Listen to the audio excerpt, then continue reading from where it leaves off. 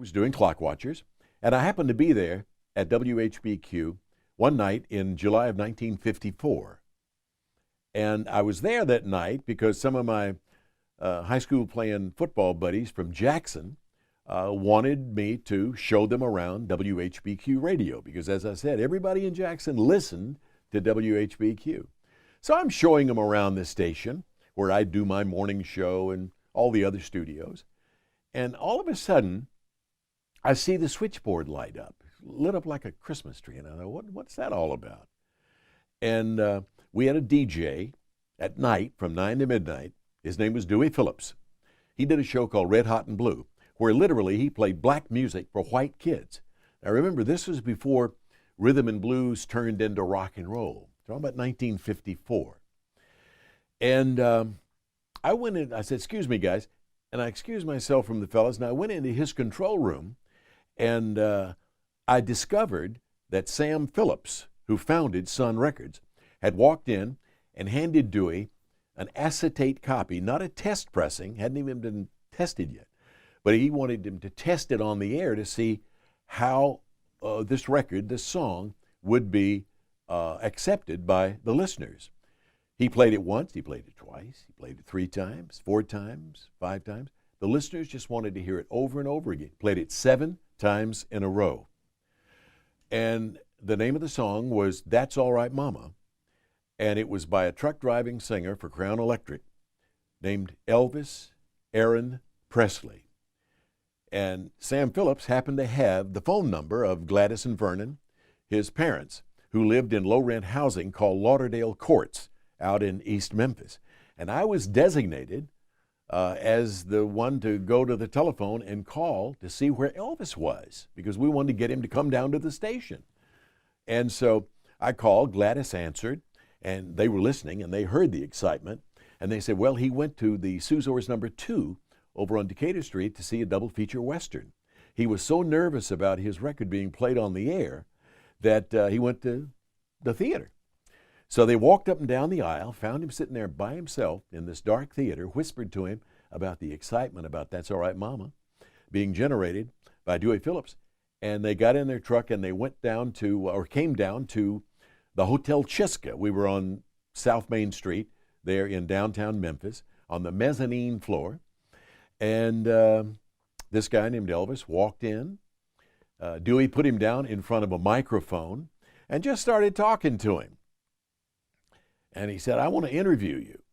And about 15 minutes after this conversation had transpired, he said, well, that's all I need to know. And I remember Elvis said, I thought you were going to interview me.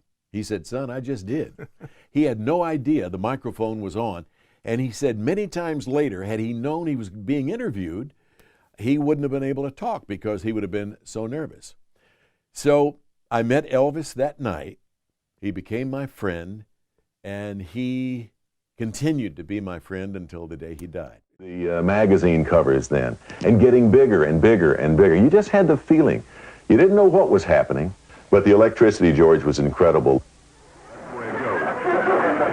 How about the big show at Russwood Park scheduled for July 4th? Bob Johnson, surely I know, wants us to mention that, and we want to mention it. I believe the proceeds from this show go to the Cynthia Milk Fund. Is that right, Elvis? Yes, sir, that's right. And I'd like to say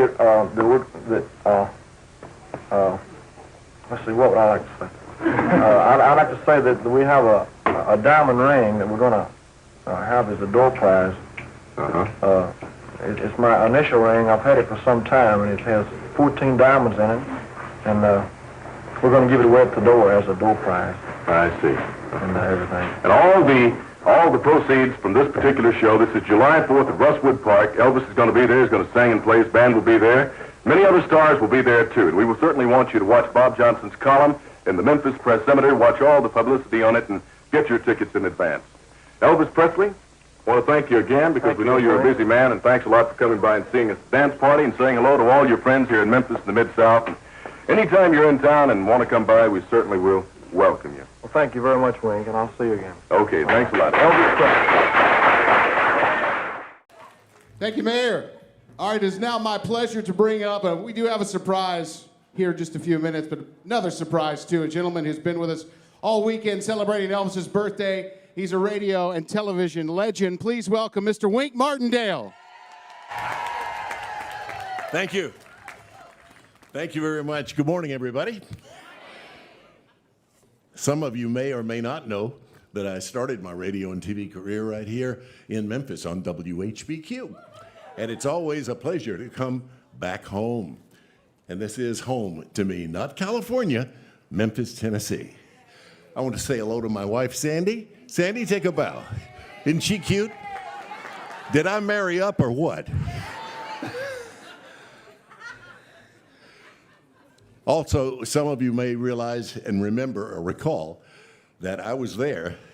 In fact, I'm the only living person of 6 people who were at WHBQ radio. Thank you. But you know what the 3 stages of man are? Youth, middle age, and you look great. So I don't know whether that should be a compliment or not. But I was there that night that Elvis was discovered. Sam Phillips walked in. I just happened to be there that evening. I was morning man, but I was at the station showing some of my friends from Jackson, Tennessee around the station. And I heard this commotion coming out of Dewey Phillips' studio. So I went in, and it turns out that Sam Phillips, founder of Sun Records, had walked in with this acetate a recording that he had made 2 hours earlier by this truck driver named Elvis Presley. It was called That's All Right, Mama. Now, if Dewey Phillips, who was the hottest thing in town on radio with a show called Red Hot and Blue, 9 to midnight, if he played your record and it got a good positive reaction, you knew you had a hit. Well, he not only played That's All Right, Mama, he played it 14 times in a row. It's all people wanted to hear. Switchboard lit up like a Christmas tree. And from that night forward, well, as the rest is history. But I was there that night, and I had the pleasure of being designated to call Mr. and Mrs. Presley to find out where this son of theirs was, because naturally we wanted him to come down to the station. Who was this guy? And Mrs. Presley said, well, he was so nervous about his record being played, he went to see a double feature Western at the Suzores Theater. So they got in their truck and they went down, walked up and down the dark aisles, and here's Elvis sitting there all by himself. They whispered to him about the excitement being generated by That's All Right, Mama, brought him down to the station. I happened to meet him that night, and he remained my friend until the day he left the planet. I am here this morning to read the joint proclamation for this day. So that is exactly what I'm going to do now, and then I'll get off, because I know you're all cold. Whereas Elvis Aaron Presley was born on this day in 1935 to Gladys Love Presley and Vernon Elvis Presley in Tupelo, Mississippi.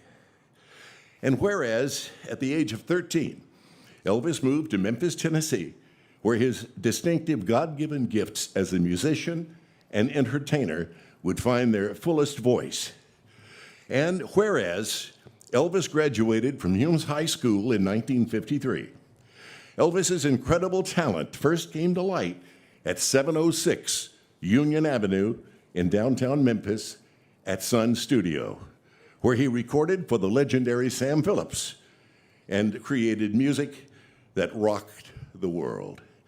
And whereas Elvis gave the world hundreds of unforgettable songs from dozens of timeless albums, including such classics as Heartbreak Hotel, Don't Be Cruel, Are You Lonesome Tonight, Suspicious Minds, and many, many more. Whereas Elvis interrupted his career in 1958 to serve in the United States Army. He was loved around the world, starred in more than 30 films, and made 3 television specials. Aloha from Hawaii via satellite aired in 1973 and was seen by more than 1 billion people, 1 billion as in B, around the globe. And whereas today, Elvis's unparalleled style and artistry continues to thrill audiences, create fans, and inspire new generations of musicians around the world. And finally, whereas no matter how far away his career took him, or how high his fame carried him, Elvis remained steadfastly devoted to the city of Memphis, Tennessee. It was the city that Elvis loved, the city which inspired him, and the city that he called home. Now, therefore, we, Paul A. Young, mayor of the city of Memphis, and Lee Harris, mayor of Shelby County, Tennessee, do hereby proclaim this 8th day of January 2024 as the day to celebrate the life, the work, the 89th birthday of Elvis Aaron Presley in Memphis and Shelby County, Tennessee, and call on its residents to recognize the contributions of our own King of Rock and Roll to music, the community, and the world. In witness whereof, I have hereunto set my hand and caused the seal of the city of Memphis to be affixed to this 8th day of January 2024. Paul A. Young, mayor of the city of Memphis. Also, in witness whereof, I have hereunto set my hand and caused the seal of Shelby County to be affixed this 8th day of January 2024. Signed, Lee Harris, mayor of Shelby County. Ladies and gentlemen, that is officially our joint proclamation for this day. Thank you. Wink Martindale, ladies and gentlemen. I can listen to that voice. Well, I tell you what.